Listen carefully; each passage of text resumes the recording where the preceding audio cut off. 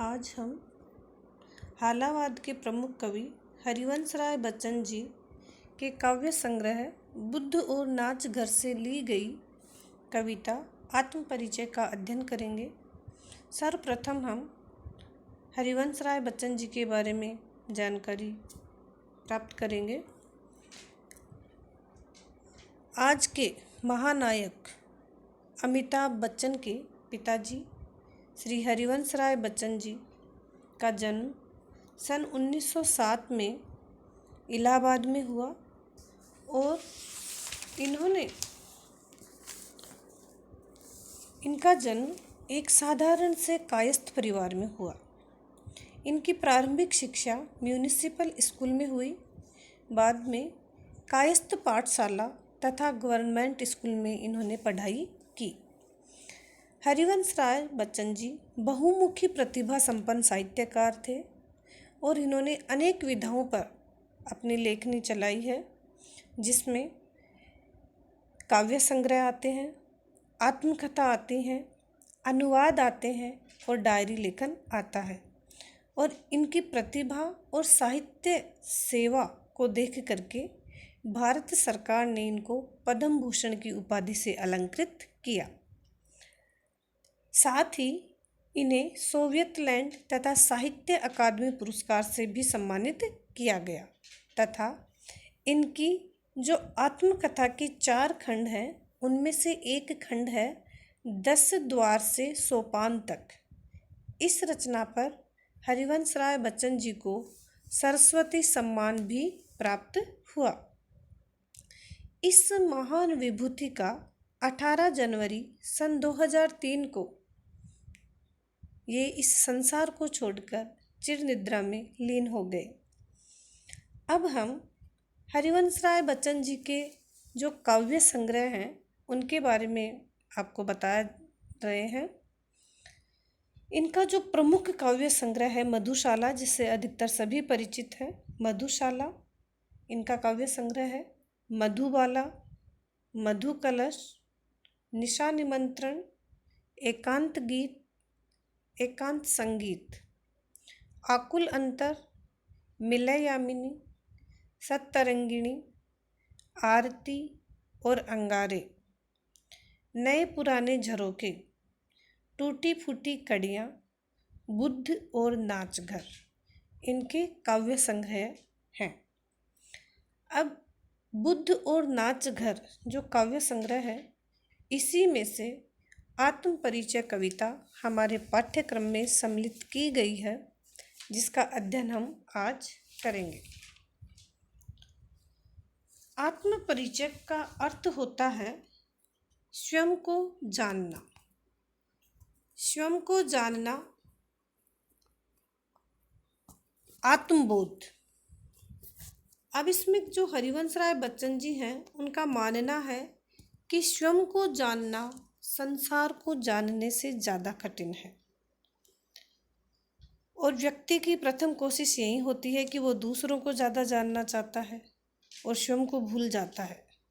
लेकिन कहीं ना कहीं कवि कहना चाहता है कि हम स्वयं को जानें, और जब हम स्वयं को जान जाएंगे तो संसार को तो हम स्वतः ही जान जाएंगे, क्योंकि इस संसार से, इस समाज से मनुष्य का अलग रहना असंभव है। समाज में ही मनुष्य जीवन यापन करता है। तो जब वह स्वयं को बहुत अच्छी तरीके से जान लेगा तो संसार को, अर्थात इस समाज को बहुत अच्छे से जान लेगा। अब हम आत्मपरिचय कविता का रसास्वादन करते हैं।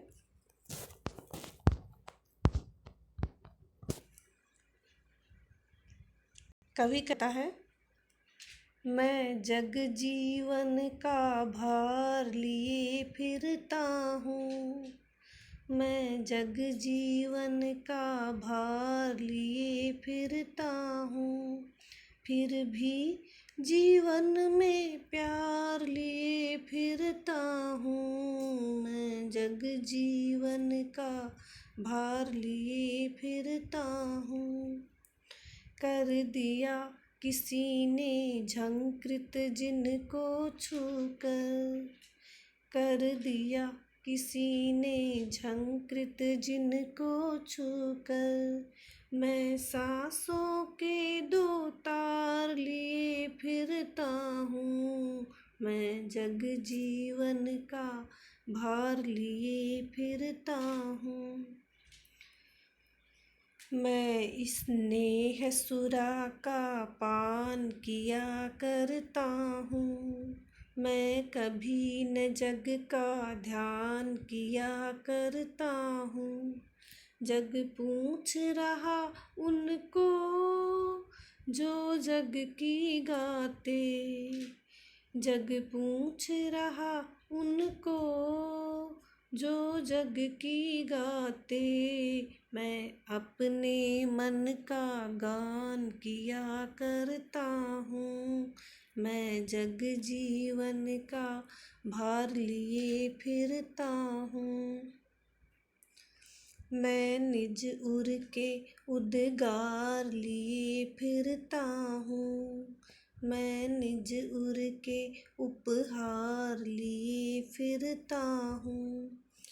है यह अपूर्ण संसार न मुझको भाता, है यह अपूर्ण संसार न मुझको भाता। मैं स्वप्नों का संसार लिए फिरता हूँ, मैं जग जीवन का भार लिए फिरता हूँ। मैं जला हृदय में अग्नि दहा करता हूँ, सुख दुख दोनों में मग्न रहा करता हूँ। जग भव सागर तरने को नाव बनाए, जग भव सागर तरने को नाव बनाए। मैं भव मौजों पर मस्त बहा करता हूँ, मैं जग जीवन का भार लिए फिरता हूँ। मैं यौवन का उन्माद लिए फिरता हूँ, उन्मादों में अवसाद लिए फिरता हूँ। जो मुझको बाहर हंसा रुलाती भीतर, जो मुझको बाहर हंसा रुलाती भीतर। मैं हाय किसी की याद लिए फिरता हूँ, मैं जग जीवन का भार लिए फिरता हूँ। फिर भी जीवन में प्यार लिए फिरता हूँ, मैं जग जीवन का भार लिए फिरता हूँ।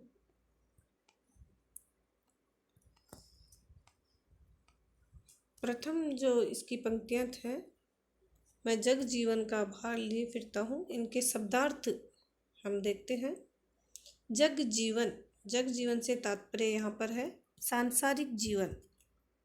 छूकर, कर दिया किसी ने छूकर झंकृत जिनको, छूकर से तात्पर्य यहाँ पर स्पर्श करके। झंकृत, झंकृत यानी बजाना। भार, भार यानी संसार के कष्ट, संघर्ष और संसार के प्रति, समाज के प्रति जिम्मेदारियाँ। सांसों, श्वास और निश्वास रूपी डोर जिनके सहारे मनुष्य जीवित रहता है। स्नेह सुरा, सुरा का मतलब होता है शराब, और यहाँ पर स्नेह, स्नेह यानी प्रेम, अर्थात प्रेम रूपी शराब, प्रेम रूपी मदिरा। पान, पान यानी पीना। जग यानी संसार। गान यानी गाना या बखान करना या वर्णन करना। तो आइए इसके जो प्रथम पंक्तियां हैं इनका अर्थ हम देखते हैं।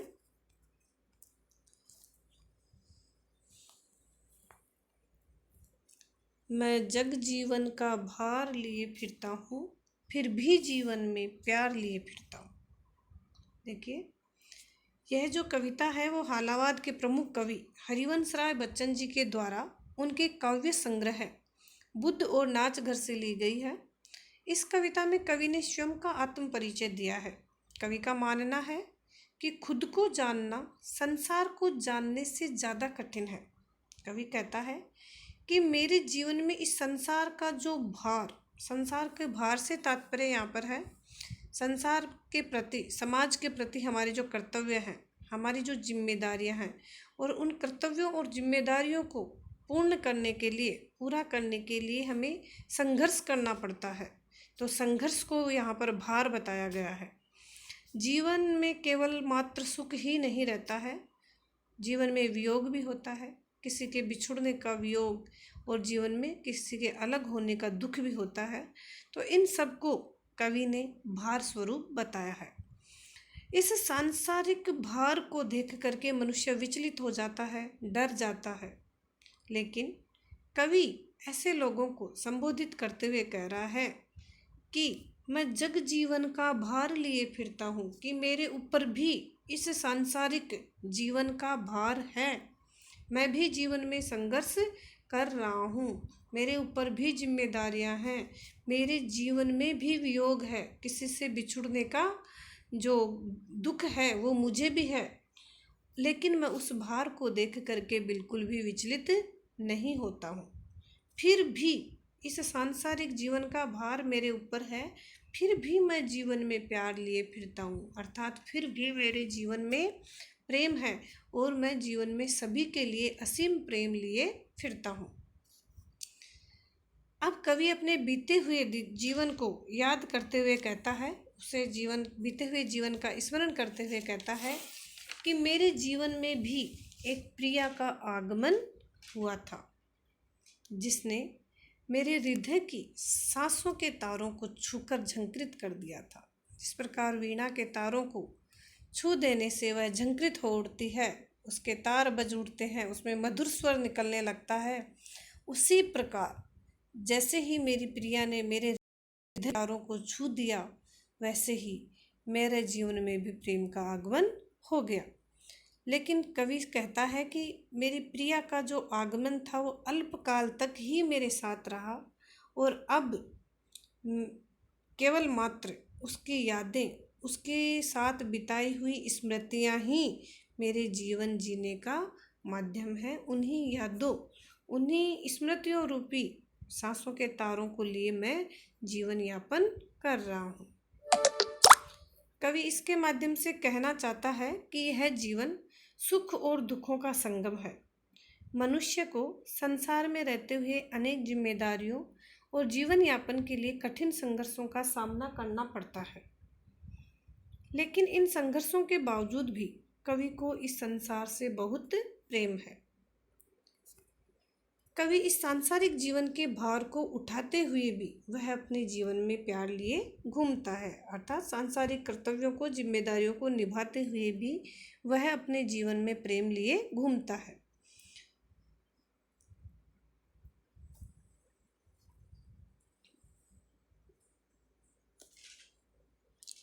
आगे की जो पंक्तियां हैं वो इस प्रकार हैं। ये जो प्रथम पंक्तियां हैं कि मैं जग जीवन का भार लिए फिरता हूँ, इसमें कवि ने, इन कवियों के, मैं किसी ने छू दिया, छूकर मेरे हृदय रूपी तारों को छूकर झंकृत कर दिया, तो इसके माध्यम से कवि ने अपने विगत जीवन का, अतीत का वर्णन किया है। इस पद में, इन पंक्तियों में तत्सम और तद्भव शब्दों का प्रयोग हुआ है। इसमें श्रृंगार रस का प्रयोग किया गया है, जिसमें श्रृंगार में भी वियोग, श्रृंगार रस का इसमें प्रयोग किया गया है। जिस प्रकार से कवि ने बताया है कि सांसारिक भार है, उसका जो बिंब है हमारे सामने उभर करके आता है, तो इसकी बिंब योजना भी सार्थक है, सटीक है, इसकी भाषा सरल है, सहज है, और खड़ी बोली का इसमें उपयोग किया गया है, प्रयोग हुआ है। अगली पंक्तियां हैं, मैं स्नेह सुरा का पान किया करता हूँ, कि मैं स्नेह सुरा का पान किया करता हूँ, मैं कभी न जग का ध्यान किया करता हूँ, जग पूछ रहा उनको जो जग की गाते, मैं अपने मन का गान किया करता हूँ। अब इसमें देखिए, कवि स्वयं का परिचय दे रहा है, अपना आत्म परिचय अपने बारे में कह रहा है। तो कवि कह रहा है कि मैं प्रेम रूपी मदिरा का सेवन करता हूँ, अर्थात मैंने प्रेम रूपी मदिरा का सेवन किया है। जिस प्रकार मदिरा का सेवन करने पर, शराब का सेवन करने पर मनुष्य को किसी प्रकार का होश नहीं रहता है, वह अपने होश खो बैठता है, मतवाला हो जाता है, उसे किसी बात का कोई ध्यान नहीं रहता है। उसी प्रकार कवि कहता है कि मैंने भी प्रेम रूपी मदिरा का सेवन किया है, और इस प्रेम रूपी मदिरा का सेवन करने के बाद मैं इस संसार की आलोचनाओं का, संसार में पाई जाने वाली निरर्थक बातों का ध्यान नहीं करता हूँ, इनका असर मेरे ऊपर नहीं होता है, और मैं इस मदिरा का, प्रेम रूपी मदिरा का सेवन करके मस्त होकर जीवन यापन करता हूँ, और इस संसार की निरर्थक बातों की, संसार की आलोचनाओं की मैं परवाह नहीं करता हूँ। कवि का मानना है कि ये जो संसार है स्वार्थी है, ये केवल उसको ही पूछता है, उसका ही बखान करता है जो उसकी हाँ में हाँ मिलाते हैं, अर्थात समाज के अनुकूल या उसके अनुकूल कार्य करते हैं। यदि कोई भी प्रतिकूल कार्य यदि कर देता है व्यक्ति, तो यह संसार कभी भी उसे नहीं पूछता है, अर्थात प्रतिकूल विपरीत कार्य करने वालों को यह संसार नहीं पूछता है। यह संसार स्वार्थी है, यह उसके अनुकूल कार्य करने वालों को ही महत्व देता है। लेकिन यह बोल रहा है कि मैं इनकी परवाह नहीं करता हूँ, मैं संसार की ऐसी बातों की परवाह नहीं करता हूँ। कवि कहता है कि मैं तो अपनी मस्ती में डूबकर अपने ही मन का बखान करता रहता हूँ, मैं मन के गीत गाता हूँ, मैं स्वयं के मन की सुनता हूँ, मैं दूसरों की परवाह नहीं करता हूँ, मैं दूसरों के अनुकूल कार्य नहीं करता हूँ, मैं अपने मन की भावनाओं और संवेदनाओं को ही महत्व देता हूँ, अर्थात मैं दूसरों के अनुकूल कार्य नहीं करता हूँ। यह संसार स्वार्थी है, और यह संसार केवल अपने स्वार्थ के वशीभूत होकर अपना ही हित सोचता है, लेकिन मैं स्वार्थी नहीं हूँ और सभी को मैं महत्व देता हूँ, और मैं जग की परवाह या जग की आलोचनाओं की, जब भी हम कोई कार्य करते हैं तो उसमें अनेक प्रकार की जब हम कोई कार्य करते हैं, चाहे भले ही वह अच्छा ही क्यों ना हो, लेकिन समाज में कुछ ऐसे भी लोग विद्यमान होते हैं जो उस कार्य में खामियां निकालते हैं,